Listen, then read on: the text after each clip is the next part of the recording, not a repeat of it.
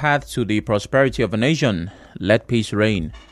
On the news this afternoon, federal government denies plans to announce new minimum wage. House of Reps Port Harcourt residents differ on strike by organized labor.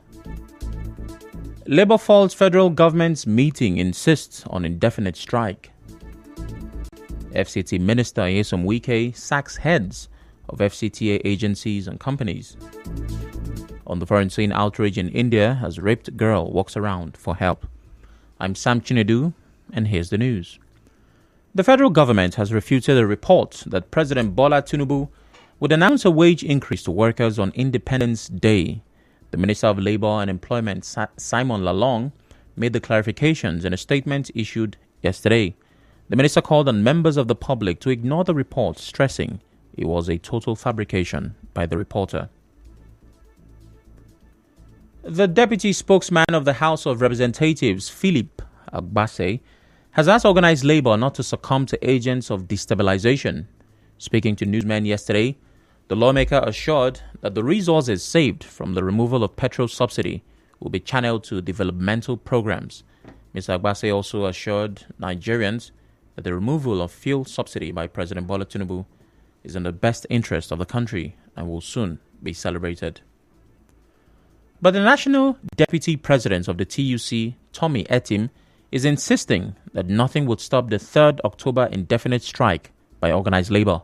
Mr. Etim told journalists that any fresh meeting was pointless and asked Nigerians to brace for the long-drawn walkout. He said Nigerian workers were disappointed with the federal government. Meanwhile, labor leaders in Rivers State say they have already begun plans to comply with the planned nationwide indefinite strike called by the national leadership of NLC and TUC. The NLC chairman in the state, Alex Agwanwo, spoke to correspondent Soibi Oruwari. We're already mobilizing because after there was a joint NEC meeting today of NLC TUC, where we agreed that the strike will commence on the 3rd of October. Due to government unwillingness to make any offer on the table, right now there's nothing that we put on the table in regards to all our demands. We're meeting on Friday to also deliberate on the resolution of the National Safety Council meeting that I held yesterday. Both NLC and TUC, and possibly adopt the resolution and mobilize towards the 3rd of October directive. Also, the state chairman of TUC, Foster Onyefuru, said all affiliated bodies of the union will fully comply with the directive from the national body. It's a national directive, and for us in Rivers State, we are part of the NEC of the Labour Centers, TUC and NLC. We've officially received the directive, and we have State Executive Council meeting on Friday. TUC and NLC SEC we meet in Rivers State, but the directive is very clear. So it's expected that all our affiliate unions will withdraw service from 3rd October until federal government heeds to our demand. Mr. Onyefuru also explained why some affiliate bodies will be exempted from the indefinite strike. Yes, when we have a directive for nationwide strike, it's always total. The only thing we normally consider is the emergency services, covers hospitals, because we don't want Nigerians who are sick or not to receive attention in the hospital. So the emergency services, hospital, fire service will always work. But any other services that is not classified as emergency will be impacted, including but not limited to the oil and gas production. That's the national directive. We will comply fully. Some Port Harcourt residents on their plans to ensure that the strike succeeds. If them go for the country today, good, where them go. If waiting them go do, we make fuel to come down. Things come down. We say make them go ahead and make federal government answer them. Does anything good come easy? It should be done with immediate effect before the government ever think of say, okay, we want to move fuel subsidy. They would have put something in place. They would have repaid the refinery. If the leadership of NSA is not bribed and they go on indefinite strike for a very long time, this will reverse for real. The strike, as long as say now for the betterment of people, as in we the citizens, I go like them because I know say the reason why they go strike now to address some things like this fuel now, as it don't high like this now. Still on labor matters, Nigerians may have to brace for fuel scarcity and nationwide blackouts from next Tuesday, as the Nigeria Union of Petroleum and Natural Gas Workers, NUPENG, and the National Union of Electricity Employees have vowed to join the indefinite strike declared by organized labor.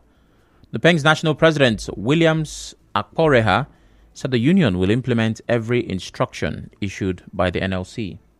Also, a former Port Harcourt zonal chairman of Nupeng, Godwill Aruba, said Nigerians must not leave the struggle to liberate the country in the hands of labor leaders alone. Labor should also not be left alone in this matter, because sometimes I also hold Nigerians responsible. The way we feel so comfortable about hardship makes me begin to think if we are from a different planet altogether. I mean, we Nigeria. Ordinarily, what is happening in Nigeria cannot happen in other countries. They would have reacted much more seriously than we are doing here. How can anybody be expecting only labor to be shouted? Labor can only provide leadership. They can only provide leadership when a Nigerian that feel the pain, and all of us are really feeling the pain, we have to join it. Moving on, the Independent National Electoral Commission, INEC, says it is concerned by the growing level of violence and insecurity in Imo and Kogi states. The INEC National Commissioner and member, Information and Voter Education Committee, Mohammed Haruna, raised the alarm yesterday at a one-day workshop organized for media executives in Owerri, Imo State. He said the situation is capable of scaring potential voters. He said campaigns in Kogi State have been violent and called on politicians and citizens to work towards ensuring free, fair and credible elections. Still to come, FCT Minister Nyesom Wike sacks heads of FCTA agencies. Stay tuned.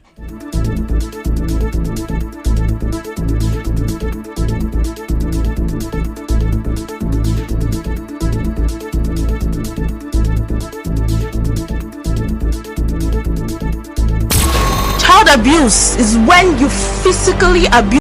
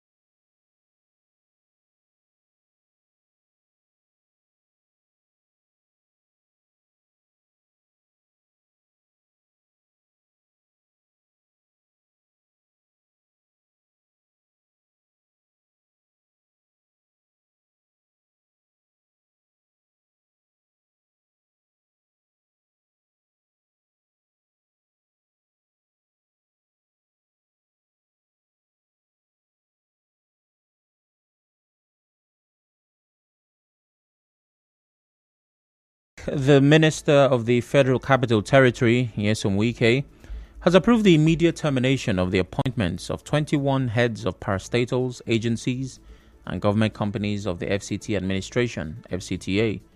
Mr. Wike, in a statement by his Director of Press Office of the Minister, Anthony Ogunleye, ordered the affected appointees to hand over the affairs of their offices to the most senior officers in rank. In business, early morning traders in some Port Harcourt markets say they sell goods faster and at cheaper rates. Our correspondent who visited Choba, Alakahia, Rumosi, Alu, and Rumokoro axis of the city reports that some traders who create markets at the bus stops sell items such as plantain, bread, vegetables, egg, fish, and others at wholesale prices. Our correspondent gathered that the traders gather between 4 a.m. and 9 a.m. The traders also spoke about their security. Akara business, early morning business. We want to meet up at least by 4. Don't wake up, start to wash. 6 o'clock, suppose done. Akara, they move market. I dey sell egg. The big size, jumbo, is 2,800. While the medium size is cheaper. This market is done between the hour of 5 a.m. and 9 a.m. Buyers are coming. They come to buy bread, buy egg, and buy other things. Early morning market, they move well. I dey like early morning market because I used to make money that time. They come out sharp 5 and security they good. Instead of 5 finish sell. Highest time with the day and 7-8. I dey like am because when I come I go sell sharp, go to another thing for her. It is cheaper based on what you sell. Here is well secured. People are complaining that Lolo is too small. It's because of the price that we used to buy. So we reduce it. Bag of Lolo, before you get 1 foot to rope, it's up to 40,000. In entertainment, singer Naira Marley says he's ready to return to clear his name in the death of Mohbad. if the police guarantees his safety. Narimali said this during an interview session with social media influencer Reno Omokri. In sports, Manchester United forward Anthony has flown back to England from Brazil to answer questions about the serious allegations made against him by his ex-partner, Gabriela Cavallin. The 23-year-old has agreed to meet with Greater Manchester Police and is willing to surrender his phone to the police to aid their investigation. On the international scene, a video showing a young girl walking around seeking help after being raped has sparked anger in India. Many people expressed outrage after CCTV footage showed a man appearing to wave the girl away when she approached him. But police told local media that the girl, who walked for more than 2 hours, was helped by some people. Police say 5 people who came in contact with the girl are being questioned. On the news this afternoon, you heard federal government has denied plans to announce new minimum wage. House of Reps, Port Harcourt residents expressed different views about the planned 3rd October strike. TUC has faulted federal government's planned meeting, insists on indefinite strike. The Minister of the FCTA, Yesom Wike, has sacked heads of FCTA agencies and companies. And on the foreign scene, outrage in India as a raped girl walk around for help. The news was edited by Onyeka Chinwosu. Partly sunny weather in Port Harcourt this afternoon. To reach the news team, send an SMS or WhatsApp to 0808 721 7215. Peace is the path to the prosperity of a nation. Let peace reign. I'm Sam Chinedu. Thanks for listening.